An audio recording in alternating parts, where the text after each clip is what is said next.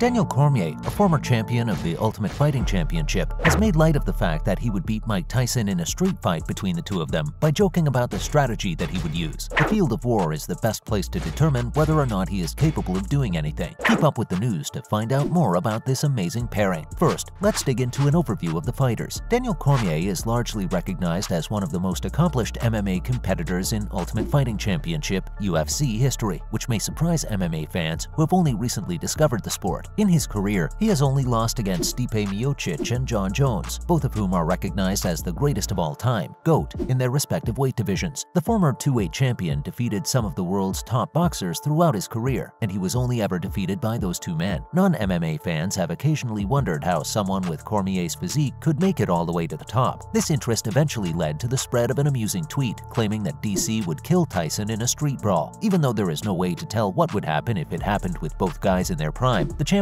did not shy away from discussing it on his podcast this week. Ryan, you are aware of this. I'll tell you right now that when there's a street brawl, I tap in because I'm going to wrestle everyone. With my wrestling, I'm knocking everyone to the ground. When you get into a street brawl, you grab bottles and use whatever you want. I adore Mike. Mike is my boy, and I would never do anything to harm Mike Tyson. And the only reason I say that is because I'm feeling upbeat. I adore Mike. He is my child, and I would never do anything to damage Mike Tyson. If it were up to us, we'd fork over some cash to check it out. Well, what does the future have in store for us? Mike Tyson returned to action a few years ago for a fun exhibition bout with Roy Jones Jr., and yet, while he did look good, he hasn't gotten back in the mix since then, and it's not as if he's been short of offers. On the other hand, Daniel Cormier appears to be enjoying his time off as a UFC analyst, and we certainly can't say that we blame him for that. The veteran is not only a Hall of Famer, but also one of the most well-liked pundits on the broadcast. In fact, it is likely that he will have a job for the rest of his life. Moving on, will Joe Rogan be providing his insight during the UFC 277 broadcast? MMA Fighting has confirmed that Rogan will in fact be in the commentary booth for the major PPV event that will take place this coming Saturday. According to the information provided on the website, Rogan will be providing his customary color commentary with Daniel Cormier and Jon Anik. The website MMA Fighting revealed that multiple people with knowledge of the promotion's plans confirmed to MMA Fighting that the UFC 277 commentary team includes Jon Anik on play-by-play duties, while Joe Rogan and former two-division UFC champion Daniel Cormier will provide color commentary. The three main pay-per-view voices also supplied the in-octagon soundtrack for UFC 276 earlier this month, which was topped off by Israel Adesanya's unanimous decision victory over Jared Cannonier to retain the middleweight title. The three primary pay-per-view voices, because it seems that Rogan is exclusively calling the more significant fight cards for the promotion. This should tell you everything you need to know about the gigantic fight card that will take place at UFC 277. Following that, Kamaru Usman wants to go up to the 205-pound weight class. Brendan Schaub claimed as much in an episode of his podcast titled The Schaub Show,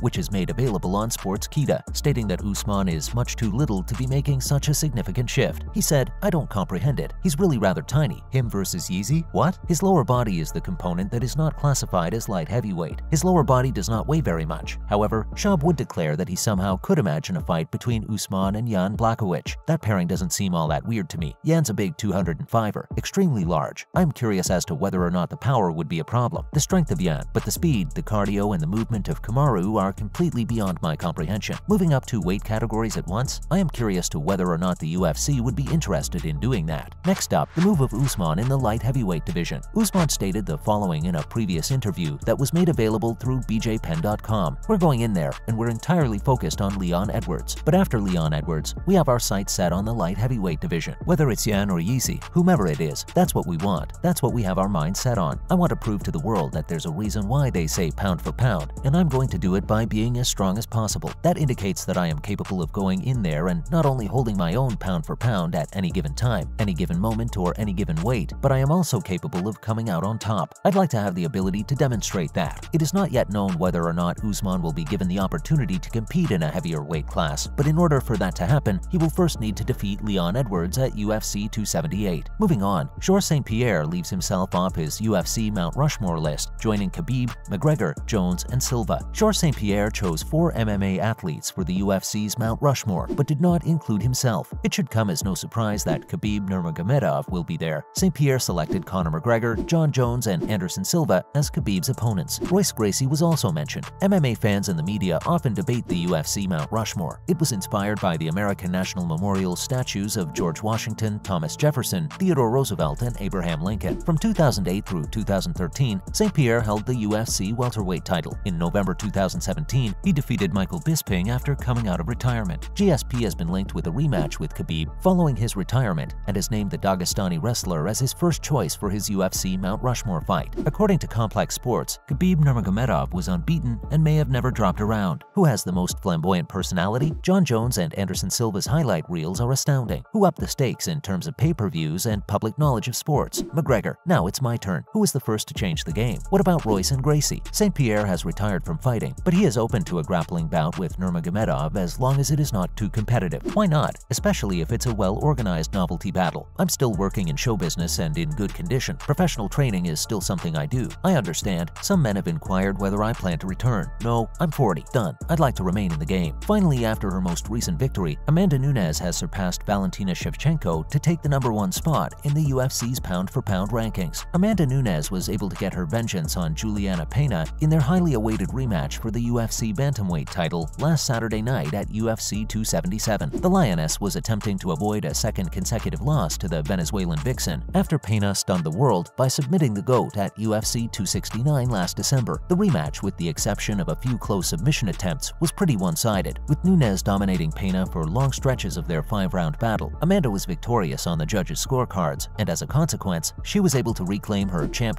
title. The loss against Pena momentarily moved her to second in the women's pound-for-pound rankings, while Valentina Shevchenko rose to first. However, the positions have now been inverted, with Nunes reigning supreme once again. In the immediate wake of Nunes' victory against Pena, Bullet had a few words to say about her opponent, stating that she believed her opponent had mimicked her stand-up game. As the two finest female fighters in the sport, we all know there has been a layer of tension between them for years, and as we look forward to the near future, it definitely seems as though their tale is far from done. Well, that marks the end of our video today. We hope you enjoyed it. On your way out, make sure to hit that subscribe button. Thanks for watching.